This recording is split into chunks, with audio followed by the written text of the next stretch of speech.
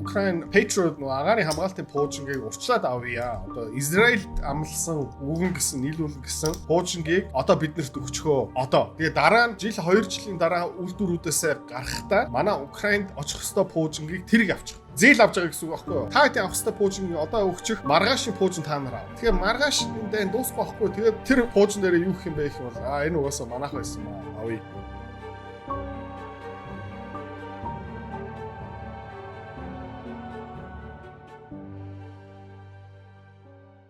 За өнөөдөр хоёлаа Орос Украины талаар үргэлжлүүлээд ярина. Энэ газрын зураг юу харуулж байгаа юм бэ гэхээр ерөнхийдөө Киевд болж байгаа дайралтын хаанаас ирж байгаа юм бэ гэдгийг харуулж штэ тий. Та энэ дээр юу гэж нэмжих вэ? Бүр амар бөмбөгдөд эхэлдэг болсон. Өмнө байгаагүй. Тэгээд шинэ үйлдвэрүүд, шинэ хүчин чадал тэгээд дайн ерөнхийдөө шинэ төвшөндөө одоо хүрсэн байгаа. Тэгээд дайныг үргэлж шинэ төвшөндөө авчдаг юм бэ гэх юм бол үргэлж НАТО, үргэлж Европ, үргэлж Украинчууд өөрөө тий ерөөхдөө маш соёлтой эхэлсэн гэж хэлж болно. Ямар нэгэн байдлаар хотын төвийг нэг бөмбөгдөг байсан, тий дээд бүцийг бөмбөгдөг байсан, үйлдвэрүүдийг бөмбөгдөг байсан, эрчим хүчний тий үйлдвэрлэл, цэглаан станц бөмбөгдөг байсан. Одоо бүх юм байхгүй. Одоо зүгээр ингээд баг багаараа жинхэнэ дайн руу явж байгаа. Тэгээд Оросууд хариу барьж гин. Тэгээ үргэлж Оросууд юу гэж хэлсэн бэ гэх юм бол за та нар ингэх юм бол бид нар ингэ шүү. Та нар ингэх юм бол бид нар ингэ шүү. Тэгээд саяхан Москва, Санкт-Петербург, янз бүрийн орон сууц, сургууль, их сургуулийн дотор байр, оюутны автобус гэх мэтчлэн бөмбөгдсөнийхэн дараа украинчууд юу гэж хэлсэн бэ гэх юм бол PR талтай амар сайн, пропаганда талтай амар сайн. За харж гин үү бид нар ялж гин одоо Оросуудыг хилцлийн ширээн дээрээ чирч авчирнаа. Тэгээд өөрийнхөө өссөн юмаа бий болгоноо. Бид нэр одоо амжилттай явж гин хартаа гэсэн юм. Тэгээд 3-4 хоногийн дараа Оросууд хариу барина. Тэгээд унсан хүүхд уйлдгүй шүү гэдэг үгийг угаасаа Европ, Украин юусэн мэдэхгүй. Тэгээд одоо нусаа гоожулсан, нусаа хацартаа наасан уйлаад суугаад байгаа байхгүй юу? Унсныхын дараа. Тэгээ хэн унгаасан юм бэ гэх юм бол өөрөө. Тэгээ хогчин гэхээс өөр арга байх. Тэ өөр явах. Тэ энэ санаалтай. Одоо Оросууд юу гэж гэх юм бол тэр ингээд харагдаж байна тийм ээ. Одоо 6 сарын ихээр бараг колонк шатхуун түгээх станц. Бөмбөгдөг байсан. Оролцдог байсан. Одоо ерөөхдөө та энэ харж байгаа юм бол тэ стратегийн хувьд хэрэгтэй газруудад юу хийгээд байгаа юм бэ гэх юм бол колонкуудыг бөмбөгдөж байгаа. Тэгээд будаа ойлгож байгаа. Тэгээд та харж байгаа юм бол харж байгаа юм бол өдөрт 20, тэрний өмнөх өдөр 11, 10, 15.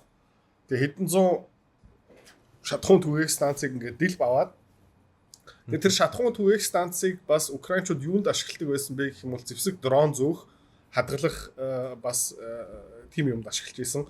Тэгээд энэ ерөөхдөө эцсийн одоо хэдэн километрт юу хэрэгтэй юм бэ гэх юм бол мэдээж төлш хэрэгтэй. Тэгээд тий ачааны машин тий трак тиймэрхүү машинуудыг ингээ ашиглаад цэрэг зүүн, зэвсэг зүүн хангамжийн сүлжээний одоо эцсийн буудалд юу хэрэгтэй юм бэ гэх юм бол шатхуун хэрэгтэй. Тэгээд эднийг ингээ будаа болгож байна. Одоо зүгээр ингээ нэг нэгээр нь байхгүй болгож байгаа. Тэгээ энэ сард тэгээ энэ байхгүй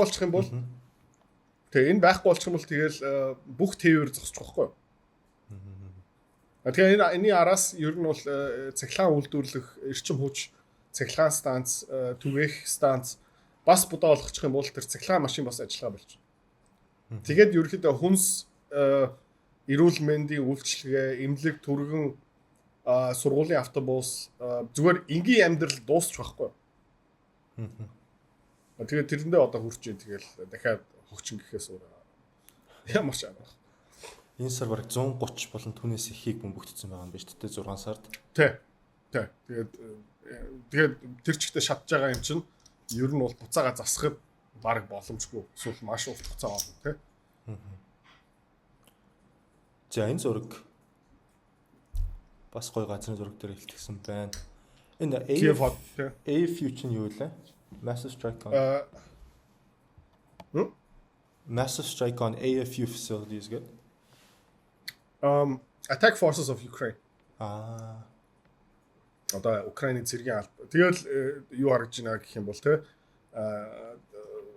нефт хадгалах агуулах зоч буудлууд те томоохон компаниуд, хувьцаат компаниуд, үйлдвэрүүд, агуулгууд, тээврийн логистикийн төвүүд бүгдийн нэг нэгээр ерөөхдөө ингээ устгаж байгаа.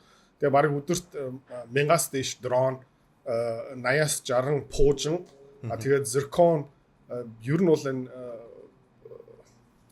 гайхалтай байхгүй юу? Өдөрт 1000 дрон тэгээд 60-аас 80 пуужин тэгээд жилийн үйлдвэрлэл аимшигтай байх хэрэгтэй гэсэн үг байхгүй юу? Тэгээд бодоо олгоол явж. Тэгэл ингээ явсаар хагаад ер нь бол Киев хот ингээ баг багаараа байхгүй болж байгаа гэсэн үг. Тас өмнө хоёул ярьж хэлжсэн шүү дээ. Ерөнхийдөө Оросууд бол дайнд хамгийн бэлэн усаа гэдээ ялчгүй эндээс бас харагдаж шүү дээ. Өдөрт ямар хэмжээний зэвсэг Хятадаас түүхий эд тэгээ тоног төхөөрөмж авдаг. Дотоод эрчим хүч цахилгаан үйлдвэрлэл ерөнхийдөө маш хямдхан. Тэгээд нэмээд нөгөө дэлхийн 2 дугаар дайнд социализмын үеийн одоо томоохон үйлдвэрүүд байгаа, дэд бүтц байгаа, байшин объект байгаа, хангамжийн сүлжээ, төмөр замтай холбогдсон одоо тэр хүүдний дайны үеэр бас маш их асар их хэмжээний зэвсэг үйлдвэрлэдэг байсан. Тэгээ Уралын нурууны цаана тэгээ дэлхийн 2 дугаар дайны үеийн томоохон үйлдвэрүүд бас байж байгаа байхгүй юу? Тэгээ энэ бүгдийг ингээ ашиглаад за нэмээд хятадуудтай томоохон хилцлүүд хийгээд тэндээс чип мэп түүхийд хуванцар бүх юма худалдаж аваа тэгээд ер нь ингээ хараад үзэх юм бол эх жилийн дахиад нэг жилийн дараа өдөрт 900 дрон биш өдөрт 1400 1500 дрон өдөрт 60-аас 80 пуужин биш өдөрт 120 пуужин болоод ирэх байхгүй тэгээд тэгээд энэ хаашаа явж байгаа юм бэ ер нь бол зүгээр математик хийж чаддаг хүн ингээ харах юм бол тэг энэ хаана яаж дуусах юм бэ амар ойлгомжтой. Энэ бичлэгийг үзчихсэн. Монголчууд зөвхөн бензинд аваачирдаг ус биш юм бэ. Та энэ бензиний юуг нь хардаа.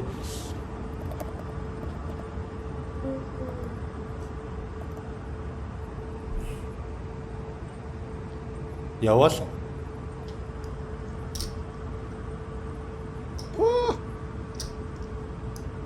Одоо төгсгөлийн харуулна тэр.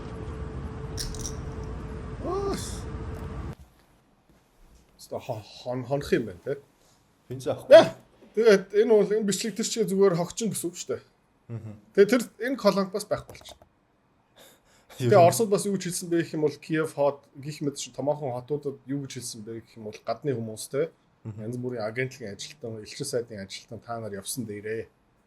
Тэгээд хизээ хэлсэн юм бэ гэх юм бол Санкт Петербург буюу Москва хотын төвийг бөмбөгцсөхийн дараа за зүгтээ бид нар бас чаднаа. Тэгээд хүзрийн тоглоомтой адилхан баггүй юу? Одоо нөгөө Украинчууд НАТО-гийнх нэг 3-ын масс шийдснийхэн дараа Оросууд юу шийдэж байгаа юм бэ гэх юм бол 5-ын масс шийдэж байгаа байхгүй юу? Тэгээд хамгийн гол нь Оросын масс дуусахгүй. Одоо Украиний хувьд тэр ч гэсэн Европт алдсах юм бол Оросууд ялагдаад эхэлнэ. Ялагдаад эхлэх юм бол цөмийн зэвсэг шиг. Тэгээд ер нь бол тодорхой хэмжээнд амьдрал дуусна.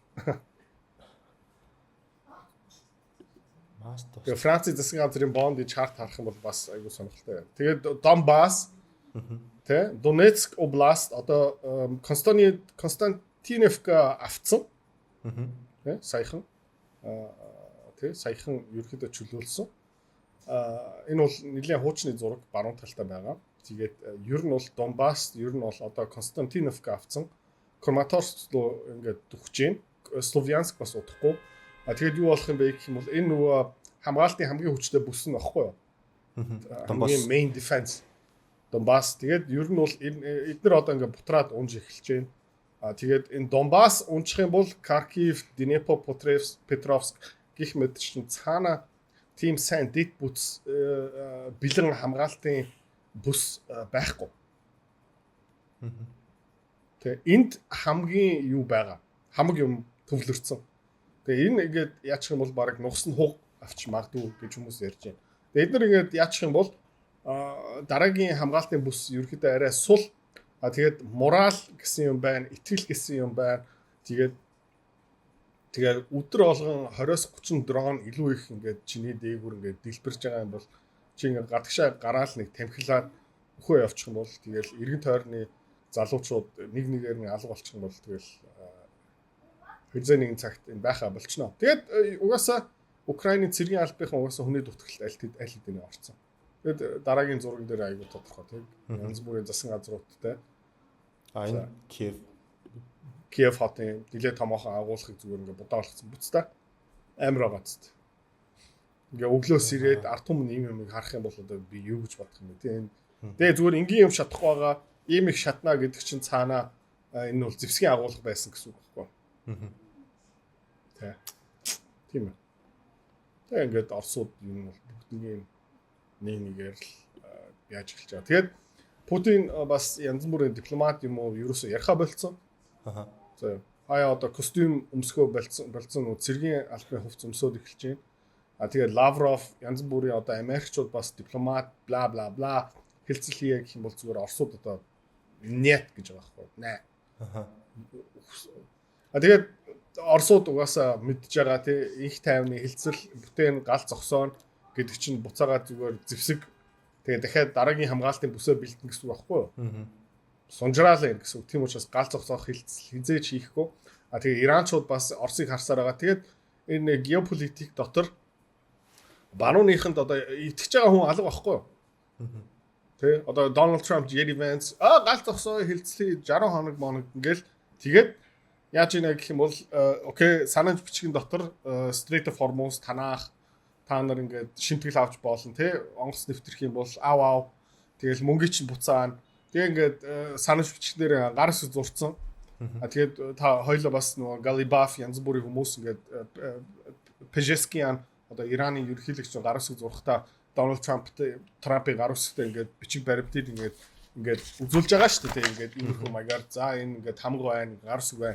Тэгээд араас нь Donald Trump юу хийж байгаа юм бэ гэх юм бол юу өдр шимтгэл авах тийм юм юуч байхгүй шүү. Юу тэр мөнгөний буцаах. Тэгэл ингээд барууны тий гарын өсөг ямар ч хэрэггүй болцсон байгаа байхгүй юу. Тэд нартэй уулзнаа гэдэг чинь угаасаа хөлөгтүүлнэ гэсэн үг байхгүй юу. Тэгээд энэ Европ тэр юма алдцсан. Одоо ямар нэгэн байдлаар за болио гэх юм бол итгэх хүн байхгүй байхгүй юу? Би чамд итгэхгүй наа би зүгээр бөмбөгтнө. Тэгээд юу хүлээн зөвшөөрөх юм бэ гэх юм бол зүгээр unconditional surrender. Тэгээд бид нар ялагдсан. Тэ бид нар ямар ч нөхцөл тавихгүй хүссэн юм аа бид нар бууж өгөө. Иймэрхүү юмыг л ерөөхдөө ойлгоно. Бусдын зүгээр аль хэдийн энийг зөвшөөрчих юм бол угаасаа бүдүүлгээр хэлэхэд заавчлаа тэ. Угаасаа би баутуулнаа тийм учраас тэ. Тэгээ Оросууд тэр сайн хэлсэн сайхан Америк, Европын нарийн боовны амтнаас залхацсан. Гэхдээ яг одоо энэ Путиний гаргаж байгаа үйл буцаагаад Иранаас сурж байгаа юм шиг надад санагдаж байна л та. Та өмнө ярьжсэн шүү дээ Иран Оросоос аягүй их зүйлс сурсан. Одоо Путин буцаагаас магадгүй Иранаас зүйлс сураад одоо ер нь эднэрт итгэхгүй байх хэрэгтэй байна гэж. Тэгээд маш олон хэвлэл мэдээллийнхэн Путиний талынхан, Путинийхэн өөрийнх нь намынхан Лавров, Медведев бүгд хэлж байгаа хгүй хөө өгшөө. Энэ Украинч Иранчуудыг хартаа. Тэ? Жохон одоо яг Ираны одоо юу харагдаж штэ. Одоо Израиль жохон бөмбөгдлөө, Иранчууд мэ. Тэ? Одоо өмнө Зеленский Санкт-Петербургийг бөмбөгдлөө. За 2 дахин их пууж. Тэ? За одоо ингээд тэр амьдрал хэрэгтэй дэд буцдаг байхгүй. Колон устдаг. Тэгэхээр ингээд одоо Зеленский Европ, НАТОгийн дахиад томроо явчихсан заяа. Дахиад солиорно. Тэгээд дахиад томоохон хариу. Тэгээд дахиад яг гоо хартаа амар шудраг бус тэгээ PR-аа ингээ ашиглана. Тэгээд энийг яг Иранчууд хийсэн шүү дээ. Жохон бөмбөглөө UAE, Катар, Сауди Араб мэ гэл тэ. За хартаа. За дахиад пууж нь явал. Наш явал. Тэ. Бид нар одоо тэр ус боловсруул үйлдвэр бэлэн шүү. Тэр нөгөө санжийн нөгөө арагчи нөгөө телевиз дээр Америкчууд цэрэг танаа нутглуу илгээх ингээд invasion хүрээд бид нар хүлээч. Тэсэн ядч хүлээч. Бэлэн. Тэ. Тэгээ Оросууд бас яг адилхан давай. Тэ. Дайр. Пууж нь явал. Гэт ярмаар байгаа хгүй. Тэгээд нөгөө Иранаас бас юу сурах боломжтой юм бэ гэх юм бол ингээд ёс суртахууны хувьд тэ Ингээд пропагандагийн хувьд бол ихэвч хүмүүс Америкийн эсрэг байсан шүү дээ. Бүр Европчууд Дональд Трампыг шүмжилсэн тий. Одоо канцлер бонус канцлер Мерц юу хэлсэн бэ гэх юм бол Иранчууд амар хүндлэмээр юм шиг. Тий. Тэгээд ер нь бол Дональд Трамп төгсгөлөө сайн бодоогүй. Тэ. Эцсийн зогсоолыг сайн бодоогүй. Тэгээ энэ бол сайн дуусахгүй баха. Ингэж ярьдаг хүн одоо Дональд Трампын хийж байгаа холио бадангийн тухайд Фридрих Мерц тэгж ярьж штэ. Ямар ч төлөвлөгөөгүй стратеггүй. Тэгээ яаж дуусгах байгаа юм бэ гэд юм хийгээд байна. Тэгээд Украины дайнал бас яг адилхан өнцгөр харах ёстой шүү дээ. Тэгтээ тэгж чадахгүй. Яг адилхан. Энийг за ингээд Москвыг дахиад бөмбөгдөх юм бол юу болох юм бэ? За окей. Хариу барь. За тэгээд дараа нь бид нар яах юм бэ? Тэгээд бид нар дараа нь яах юм бэ? Дараа нь яах юм бэ? Ер нь бол бодсон юм байхгүй. Зүгээр ингээд буудаал явчих тий. Зүгээр нөгөө халтуурдаал явж байгаа тий. Ингээд шалгалтнаа ерөөсө бэлтгэхгүй, карьерийнхаа төлөвлөгөө ерөөсө байхгүй. Зүгээр ингээд за маргааш юу болох нь одоо би дахиад нэг өдөр бундесканцлер байж үзлээ. Тэг ингээ Keir Starmer бас яг адилхан ингээ зууралдаал байж штэ. Яг тиймэрхүү. Тийм нэг шарах нөгөө эмчлэх ёстой, хагалгаанд орох ёстой шархан дээр зүгээр ингээ лент наагаал явчих. Шатраар шүтэн хорхоодод шатраар шүтэн хорхоодод ингээ өвдөд байгаа хэрнээ тэр хэсгээ зүгээр илүү их оогоор угаагаад байгаа байхгүй. Өнөө retard. Тэгээд энэ Украин ус 40 орноос нөгөө Пужин зогсоох юу Inceptors нөгөө Пужин зогсоох Пужин хүссэн байж тээ. Одоо ер нь энэ улс орнуудад Украинд нэмж туслах болов. Энийг нь ер нь бий. Тэгээ энэ эрийг уушта Украин Patriot нөгөө агаарын хамгаалтын Пужингийг урчлаад авъя. Одоо Израильд амлсан UAE, Катар, Швейцар, Герман, Францад үгэн гэсэн нийлүүлэн гэсэн Пужингийг одоо биднэрт өгчхөө. Одоо. Тэ? Тэгээ дараа нь одоо жил 2 жилийн дараа үйлдвэрүүдээс гарахтаа манай Украинд очих ёстой Пужингийг тэрийг авчих. Одоо зээл авч байгаа гэсэн үг байхгүй юу? Тэ? Өнөө та хэд авах ёстой Пужингийг одоо өгчих маргаашийн Пужин та нар ав. Тэгээ энэ бас яг адилхан. Тэгэхээр маргааш энэ дайн дуусахгүй байхгүй. Тэгээд тэр Пужин дээр юу гэх юм бэ гэх юм бол энэ угаасаа манайх байсан юм аа. Авъя. Тэгээ агаарын хамгаалтын Пужин ерөөхдөө юу ч нөлөөлөхгүй байгаа шүү дээ. Жохон ингэ нөлөөлж байгаа л та. Тэгтээ ингэ зүгээр шархны лент байхгүй. Тэгээд нэг заваа юм саяхан Европоос 90 тэрбум долларын санхүүжилт авсан тий. Тэгээд чи бузарцсан авилгаараа ингээд авилга зүүдэлдэг, авилга сэрдэг одоо улс төрч одоо Украинд дүүрсэн байгаа байхгүй. Тэгээд энэ дайн тэр 90 тэрбум байгаа юм чинь одоо энэ дайн дууслаа. Чиний карьер яах юм? Байхгүй шүү дээ. Чи улсаасаа хөөгдөн. Тэгэл чиний бузар хүнжлийг ингээ сүхэн заяа. Бүсэгч нь ухам. Угаасаа Украинд амьдрын гэж байхгүй заяа. Чи хаашаа явах вэ? Тэгээд айл болох их мөнгөийг яаш штэ. За тэгээд хамгийн заваа юм энэ дээр байгаа хүмүүс ингээд хагалтлаа одоо идсэн байна. Гэхдээ ингээд доошо бас явах хэрэгтэй байхгүй. Чи 10 сая доллартай юм уу? Надаа саяхан доллар байна. Тэ? Чи сая доллартай юм уу? Ингээд даргын сүлжээ тэ цүнх баригч дуустгүй шүү дээ ингээд. Үргэлж нэг цүнх баригчийн доор бас нэг цүнх баригч байгаа. Тэгээд чи сая доллартай юм уу? Би 100,000 доллартай юм байна штэ гээл. Тэгэл ингээд бодоод үзсэн ингээд гудамжинд эрэгтэйчүүдийг ингээд түүгээд авсан. Тэ? Янз бүрийн тушаалыг биелүүлсэн, авилга авсан, мөнгө ийдсэн. Тэгээд энийг ингээд энэ хүнчлийг ингээд сөхөөд аудит хийх цаг угаасаа ирэн тэгээд тэр аимшигтай л юм болно доо. Яг би зөв сонирхоод байсан. Энэ хүмүүст хаашаа зүгтэх вэ? Уус Украинд амьдрахгүй хүмүүс. Америк. Их Британи.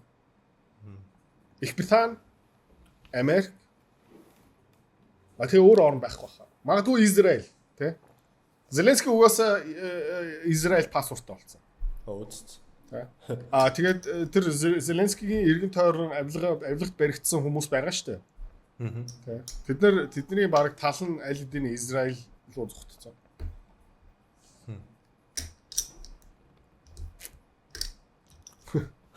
Цан барамтлын хойлоогоос сальтарч ерөнхийдөө Украинчуудын 60% Энэ гарчиг нь амар сонирхолтой байгаа. Ukrainians view toward the war stabilize. Энэ цэхэр зураас юу юм бэ гэх юм бол энэ 22 онд нөгөө Дайн тэ бид нар ингээ хилцэл хийх ёстой. Нэг тайвны хилцэл хийх ёстой гэд бараг байхгүйсэн байгаа. 22 онд. Тийм байна. Тэ бууж өгөхгүй алдсая. Тэгээ ингээ 60 дэх хөвлөө хүрчээд одоо ард түмний 3/2 нь болио гэж байгаа байхгүй. Тэгээ энэ амжилт гэсэн үг. 60 дэх хүрчээд одоо тогтворчсон гэж ярьж байгаа байхгүй. Одоо энэс илүү дургүй хүн байхгүй. Ямар тэнэг гарч байгааз. Тийм. Тэ одоо нөгөө Украин улсын ард түмний 60 хэдэн хувийн зүгээр ядуурсан. Тэгээ одоо ядуурлын асуудал тогтворчлоо гэж байгаа байхгүй. Тэгээ мэдрэл муутай гарч байгаад. Гэхдээ нэг хүн энийг бичсэн байгаа байхгүй. Хардаа ингээд дургуутж байгаа хүмүүс нь ингээд нэмэгдэхгүй байна. Тэгэл тэгээд энэ доор байгаа хүмүүс угаасаа ашиг сонирхлын зөрчилтэй эсвэл энэ угаасаа тэдний хувьд бол нэг хамаагүй. Энэ 11% системээс ашиг авч байгаа хүмүүс энэ 24% л байгаа. Эсвэл бүрдэрчтэй тархиа угаалгацсан хүмүүс байх магадлал. Гэхдээ ээж нэр аав нар энэ 60 хэдэн. Тэгээ энэ 66 70 мал байж магадгүй. Тэгээ тэр мөнгө нь урсгаа болчих юм бол энэ зогсож магадгүй. Украин сонгуул хийхгүй гэж яах юм? Зеленский. Угаасаа хийж чад болохгүй шүү дээ. Тийм үү Зеленский арчигтай шүү.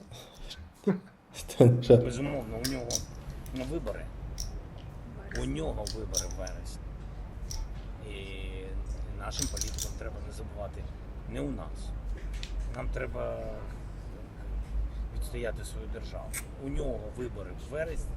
Йому потрібно суспільство згуртоване, яке буде підтримувати його єдину Росію, чи як назвати. Тэгээ ганцаараа зогсохгүй байгаа 90 тойрон нөгөө Зеленскийг хамгаалж байгаа хүмүүс. Өөрийнхөө нутаг дээр. Тэгвэл хүмүүс мань хүнийг алж магадгүй. Тэгээ юу ярьж байгаа юм бэ гэх юм бол удахгүй Оросд сонгуул болно. Тэгээд энэ сонгуул дээр Путин ялахын тулд янз бүрийн юм хийж байгаа.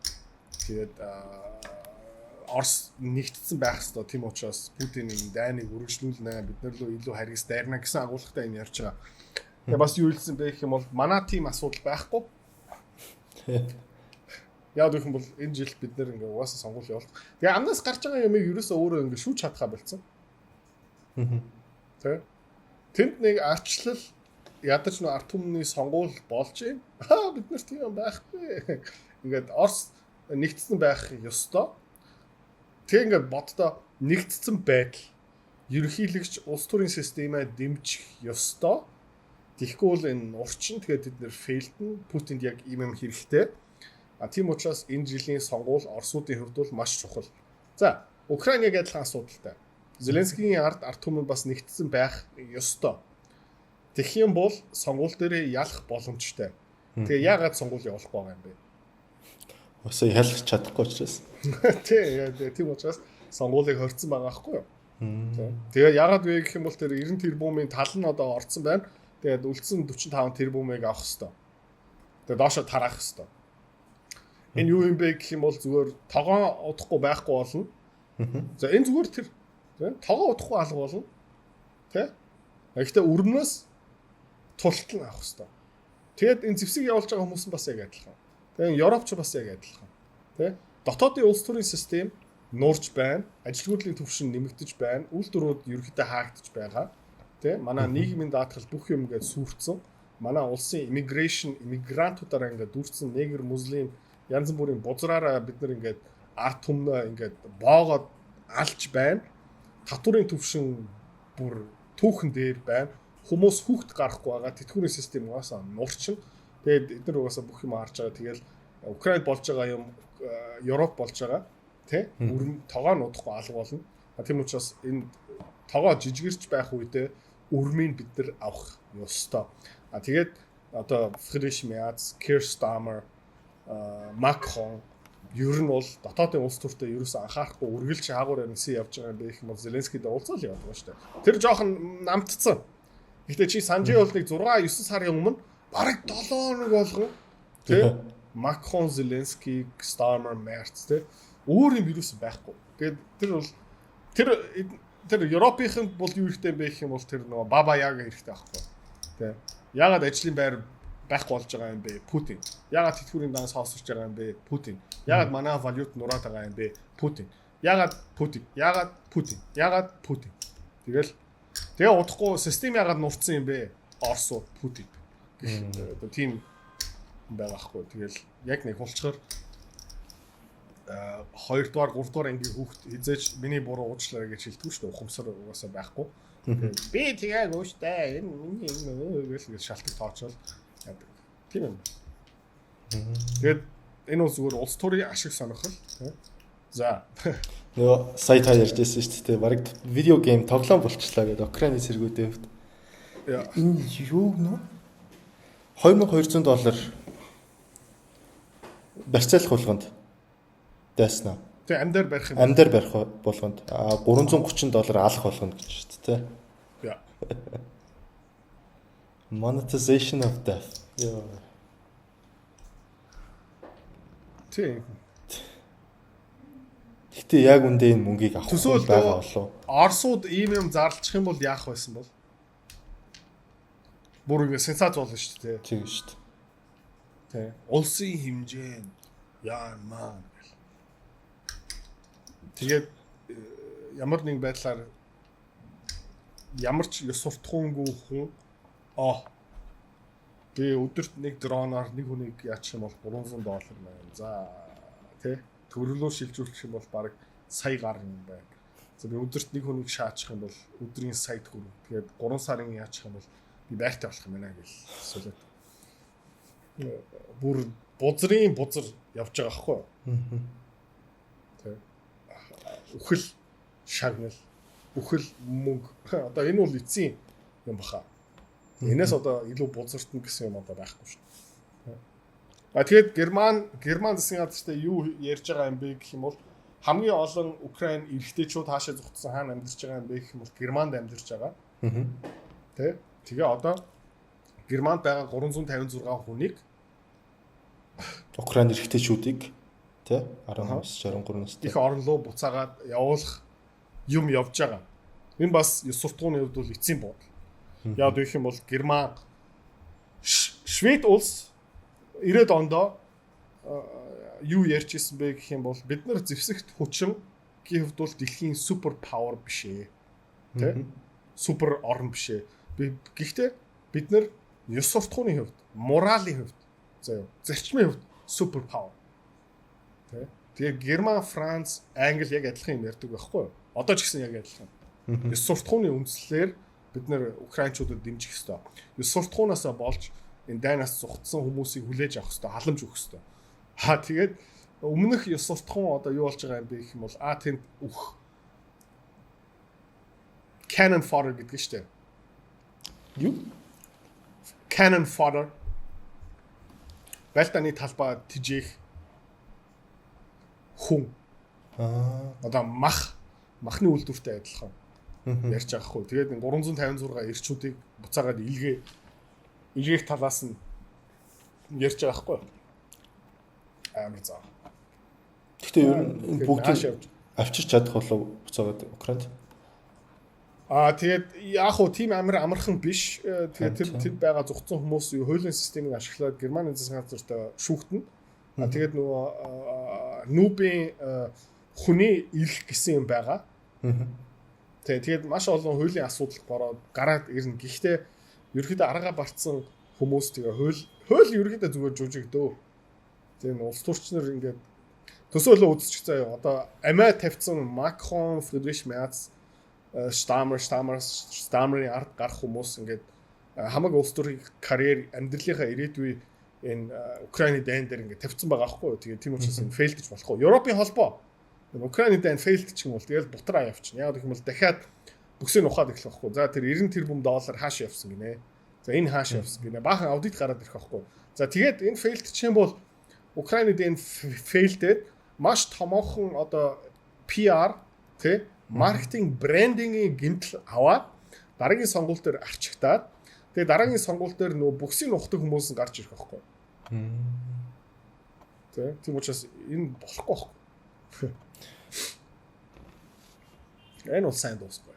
Энэ бол амар. Германчууд энэ хүмүүсийг явуулчих юм бол тэгээ Герман юу болох юм бэ гэх юм бол зүгээр хүний 8 олон улсын хүний ирэх ямар ч ирэхгүй болчих واخгүй. Тийм байна тий. Одоо ямар нэг байдлаар дэлхийн тайзнаар Фридрих Мерц гарч ирээд Ираныг ингээ шүүмжилнэ штэ. Та нар ингээ хүний эрхийг бодоо Израиль баахан хүмүүс ингээ өгч байна. Тэгэх юм бол тэр Ираны гадаад хэргийн сайд юу ч хэлэх нэ бити хуцаад байгаарэ. Тэр 300 мянган украинчууд та нар зүгээр байлдааны талбай дээр шидэд дуусгацсан. Олон юм ярихаа бойл бити хуц гэх байхгүй. Тэгэл Фридрих Мерц гэл тэнэг суух. Тиймээс тэр ярихчгүй дурдах боломжгүй. Ёс суртахууны хувьд бол дэлхийг шүүмжлэх ирэхгүй болно гэсэн. Хятадыг шүүмжлэх ирэхгүй болно гэсэн. Тайваны талаар ямар нэг байдлаар юм ярих ямар ч ирэхгүй болно гэсэн. Одоо Америкч бас яг адилхан баггүй. Яг тийм болж байгаа. Тэгээд ярихаа болчихно. Тэгэл дараа нь зүгээр ингээ буудстай явчихна. Украинчууд Герман дотоодын шүүх Германчуудад шүүхтэж байгаа. Тэр Украины янз бүрийн хүмүүс тэр Nord Stream pipeline-ыг дилп авсан юм байна. Тэгээ цаана хэн туссан бэ гэх юм бол мэдээж Америкчууд. Тэгээ Оросын газ урсгал болцсон, Америкийн газ урсж байгаа. Тэгэл нэг хэдэн дуракууд нэг хэд 9 10 хэдэн хүн одоо шоронд орно. Тэгээ шудраг юус окей. Шоронд орчлоо. Гэхдээ Америкийн нефт, газ Герман руу явж л хэвээрээ. Гэхдээ 3 дахин үнэтэй. Тэгээ одоо Mercedes-Benz, Volkswagen, BMW янз бүрийн томоохон үйлдвэрүүд хаашаа нүүж байгаа юм бэ гэх юм бол Хятад руу нүүж байгаа, Таиланд руу нүүж байгаа, Вьетнам руу нүүж байгаа. Индонез, Малайз руу нүүж байгаа. Тэгээд Америк руу нүүж байгаа. Тэгээд ерөөхдөө Германы эдийн засаг, экспортын эдийн засаг байхаа болцсон. Компаниудын ерөөхдөө компаниуд тэндээ төвтэй хിവэрэ гэхдээ тэр ажлын байр үйлдвэрлэл буюу 100 мянган одоо Volkswagen компани ажлын байрын цаана дахиад 500 мянган ханган нийлүүлэлтийн ажлын байр байгаа хгүй. Автомашины засварын газраас эхэлчихье заяа. Тэгээ наклаад, бензин, шил арчигч, цонх, эрзэн тий абот гих мэт шин дугуй муугуу ингээл яваад эхлэх байхгүй. Тэгээ эдгээр бүгдээрээ байхгүй. Тэгээд татвар байхгүй, худалдаа тээвэр, логистик байхгүй, агуулгууд хэрэггүй болно. Тэгэл нөгөө Rust Belt-тэй болчих واخгүй. Одоо Америкийн Detroit, Pennsylvania, Philadelphia иргэн тойрон 100 жилийн өмнө хамгийн баян хэсэг байсан. Одоо зүгээр ингээд балгасуудаар дүүрсэн байгаа واخгүй. Тэгээд Германы тэр Nordrhein-Westfalen, Cologne, Bonn хот гэх мэт шин Stuttgart, Mannheim, Wolfsburg, Kassel гэх мэт янз бүрийн одоо томоохон автомашины үйлдвэр буюу автомашины ханган нийлүүлэлтийн үйлдвэртэй газрууд зүгээр хаосорч байхгүй. За бахан халамжаараа амьдэрдэг германчууд бий болно. Бухимдсан хүмүүс бий болно. За тэгээд юу үсэх юм бэ гэх юм бол өөрчлөлтийг хүснэ. Тэгээд ямар хүн гарч ирдэг юм бэ гэх юм бол дараагийн гитлер шиг хүн гараад ирчих واخгүй. Тэгээд амар сонирхолтой юм юу юм бэ гэх юм бол германчууд соёлтой байх үед амар соёлтой, боронхтой болоод ирэх юм бол зүгээр кноп дараад мангас болчихлоо واخгүй. Япончууд бас яг адилхан амар соёлтой. Коничива тий сүммасаа ингээл ингээл тэгээд нэг кноп дараад боронхтод эхлэх юм бол зүгээр Азийг устгах юм. Эвгүй нөхт. Хүнийг устгахад үйлдвэр шаа гэдэг байхгүй. Бүр ингээ яг ингээ мэдрэл муутай болчихдог байхгүй. Герман, Япончууд ерөнхийдөө нэлээд төстэй. Англичууд арай зөөлхөн, Францчууд арай зөөлхөн. Гэхдээ тэр Герман, Японы хүмүүс ерөнхийдөө дэлхийн дайны үеэр ер нь бол түнш байсан шүү дээ. Яг юм бэ гэх юм бол mentality гүн одоо сэтгэл зүй mentality амар төстэй. Тэгээд нэг кноп дарагдахаараа бүр ингээд хүрээ болдог байхгүй. Яг тийм юм бол. Энд дээр би бас нэмээд сумрын та нөгөө Америкчууд тусалсан гэсэн үү те Nord Stream pipeline-ыг гэмтэхэд. Гэхдээ уул Америк явдаг юм бэ? Америк Герман хоёр чинь түнш биш юм уу? Дундаас нь геополитик түнш гэсэн юм байхгүй шүү дээ. Зүгээр ашиг сонирхол байгаа. Тэгээ одоо Герман руу хамгийн том нефт, газны нийлүүлэгч, нефтний нийлүүлэгч одоо Америк болсон байна. Тэгээд маш олон үйлдвэрүүд одоо Америк баригдаж байгаа. Bosch, Continental, Volkswagen, Porsche, BMW, Мексикаас янз бүрийн үйлдвэрийг татаад Америкт барьж байгаа. Германд одоо энэ жил эх жил 4 үйлдвэр хаана. Гэхдээ ер нь бол Америкийн зах зээлийг алдахгүй шүү дээ. Тэгээ хаана барих юм бэ гэх юм бол Америкийн Texas тэ. Тэгээ хаана барих юм бэ гэх юм бол тэр нефт, газ, цахилгаан станцын дэргэд барих байхгүй. Тэгээ хамаагүй хэмтэх. Тэгээд Америк улс төрчин угаасаа цаагаар ярьж байгаа нөө компаниуд хоёр авдаа өгснө гэдэг байгаа юм бэ хөшөө. Цэглаан чинь 4 дахин үнэтэй гам бараг байхгүй. Хувцсар 5 дахин үнэтэй. Татварын орчин амар лээтэй. Тэгээд тэр үнэтэй улсад чи ингээ машин үйлдвэрлээд манайх л ингээ зүүж юм заяа.